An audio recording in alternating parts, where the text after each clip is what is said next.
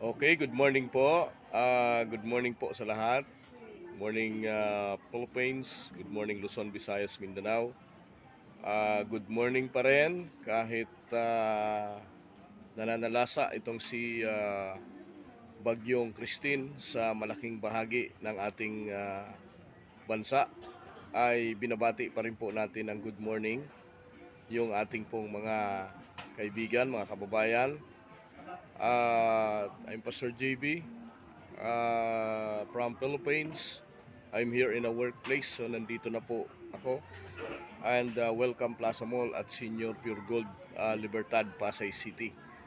Uh, Before and like and share po and subscribe to my YouTube channel, sa ating pong Facebook JBJB na meron po tayong 4,000 followers, sa ating Reel, sa ating TikTok na meron tayong 2,000 followers, sa ating YouTube channel na meron tayong 238 subscribers. So isang mapagpalang araw po sa lahat, and atin po munang update, no?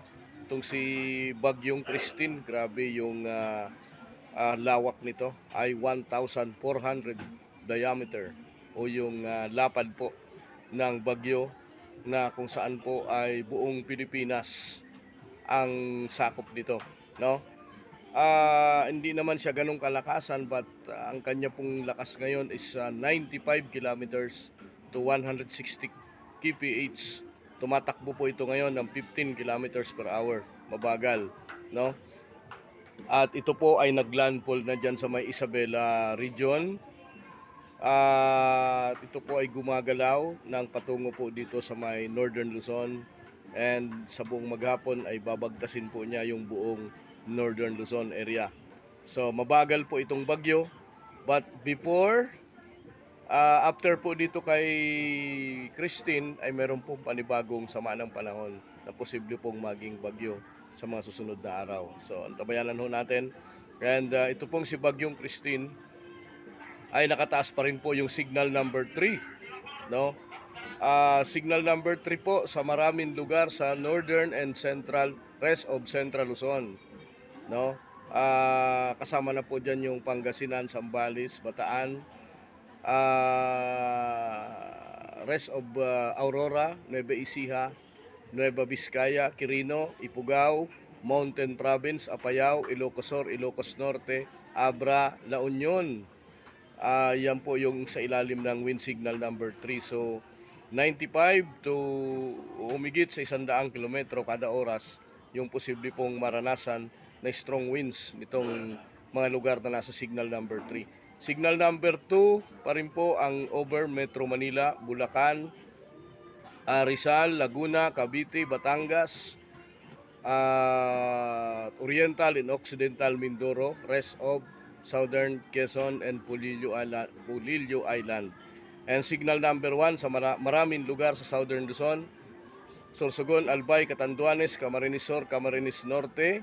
Kasama po dyan ang Masbate, Ticao Island, Burias Island, Romblon, Marinduque,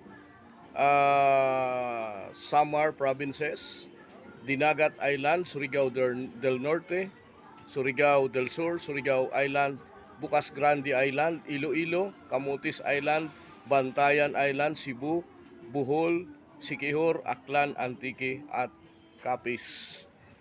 At maging sa ilang bahagi pa po ng Mindanao ay signal number 1, no? So tayo po dito sa Metro Manila ay makakaranas pa rin ng mga pag-ulan at masungit na panahon ngayong araw na ito dahil nasa ilalim pa rin po tayo ng signal number 2. But abang umahangat po itong bagyo ay posible po na mabawasan later ito pong mga wind signal, no? And ito pong si Bagyong Christine, inasahan po ito posibleng lumabas by late Friday tomorrow, no? So inasahan po ito na lalabas po ng PAR, mga kaibigan. And speaking of pinsala nitong si Bagyong Christine, no, grabe, no? Like po dyan sa Bicol region, so si Pangulong Ferdinand Marcos po ay inatasan na po lahat ng mga ahensya ng gobyerno para po sa pagbibigay ng assistant sa mga biktima ng malawakang epekto nitong si Bagyong Christine. No, grabe. No? Sabi ko nga po, isang mahinang bagyo na small but terrible, pero grabe po yung epekto sa buong bansa, no? Hindi naman siya ganong kalakasan, but yung kanya pong epekto, yung kanyang lawak ng kanyang sirkulasyon ay matindi, no? Lalo na po ngayon medyo bumagal yung galaw ng bagyo. So, may customer po? May massage po ba? Ayan, so wala. Ayan, so yun po yung update natin at patuloy ho tayong mag-antabay and mag-ingat pa rin kasi wind signal number 2 pa rin tayo. Lalo na yung mga nasa malapit sa sentro ng bagyo ay ingatan po natin and just pray na ito ho ay pag-pray natin yung mga napinsala ng bagyo. Sabi ko nga po, hindi siya ganong kalakas, but yung kanyang radius, yung diametro niya, yung lapad, ay yun po yung pinakamatindi at yung kanyang pagbagal, yun po yung pinakamatinding naapektuhan ang malaking bahagi ng ating pong bansa. So please stay safe pa rin doon po sa mga binabayo ng bagyo, no? Manatili po tayo sa mga kinalalagyan natin kung nasaan man po tayo and follow to obey, no, sa mga kautusan ng ating pong pamahalaan kaugnay po sa mga paglilikas, lalong-lalo na po, no, although ito pong paparating, ito pong bagyong ito ay pinaghandaan naman po ito ng ating pong ng ating pong pamahalaan, but isipin mo sa Naga City at yung may mga subdivision na hindi naman binabaha ay talagang binaha, no, malaundoy na dilubyo ang sinapit po ng mga taga Bicol region like sa Naga City and other part of Camarines Sur and Albay province at sa iba pa siguro ng mga lugar na talagang hinagip nitong si Bagyong Christine, no? Mahigit sa 3 buwang ulan o katumbas ng 3 buwang pag-ulan ang ibinuhos nito pong si Bagyong Christine, mga kaibigan. So, pray, no, na huwag tayong mawala ng pag-asa and sana itong ating mga mamamayan ay magtulungan like mga LGU, mga national government. Huwag po tayong magsamantala and tulungan po natin yung ating pong mga kababayan na biktima nitong Bagyong Christine, mga kaibigan. So let us pray. Father, we thank you, Lord, this morning, Panginoon. Magamat kami po ay hinagupit ng matinding kalamidad, Father God, ay tulungan mo po kami.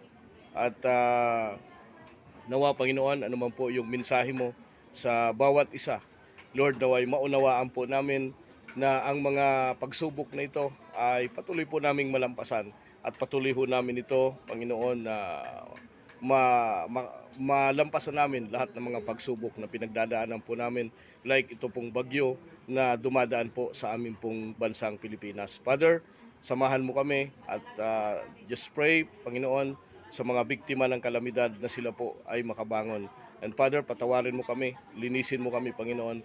And ikaw po ang patuloy na mahayag po sa aming pong mga buhay. Father, pray sa aming country. Lord, samahan mo po kami, Panginoon.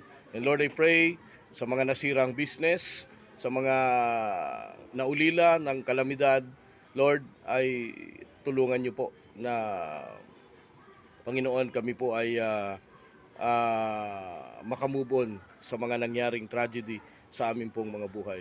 And Lord, I pray, maging yung mga hindi naging biktima ng kalamidad, salamat po, Panginoon. And just pray na buhay pa kami.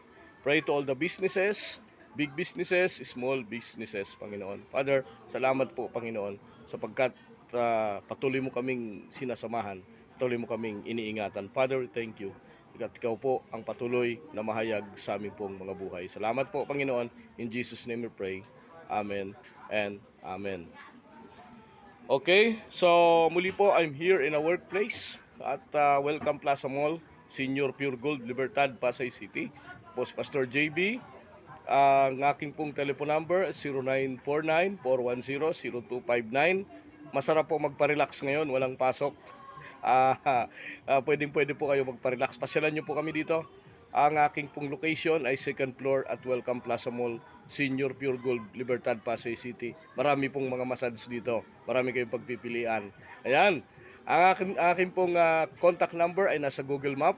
Ang ating website, JB Wellness Blind Massage. Open ng 9 a.m. to 8 p.m. daily, mga kapatid. Kahit bumabagyo, ay open po tayo. Ayan.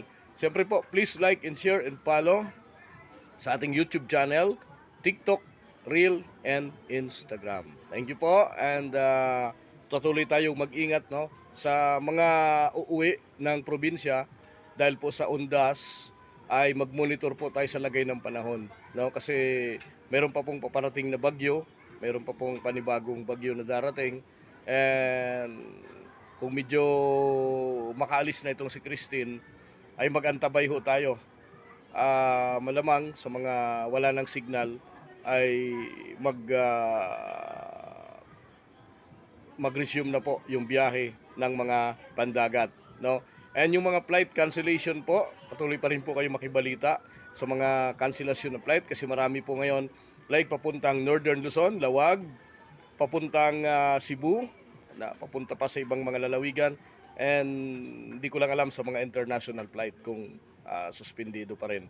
And lahat po ng mga pasok sa tanggapan, maging sa mga paaralan, ay wala pong pasok ngayon dahil po sa bagyong Christine, mga kaibigan. So thank you po. Thank you so much. At see you tomorrow muli. Tuloy ho tayong magbibigay ng balita kaugnay po sa mga naging epekto nito pong si bagyong Christine. God bless all at isang mapagpalang araw po sa ating lahat. Thank you so much. Back button. Tab again to stop. Front camera preview. Window camera. Back. Home. Back. Tab again to stop record.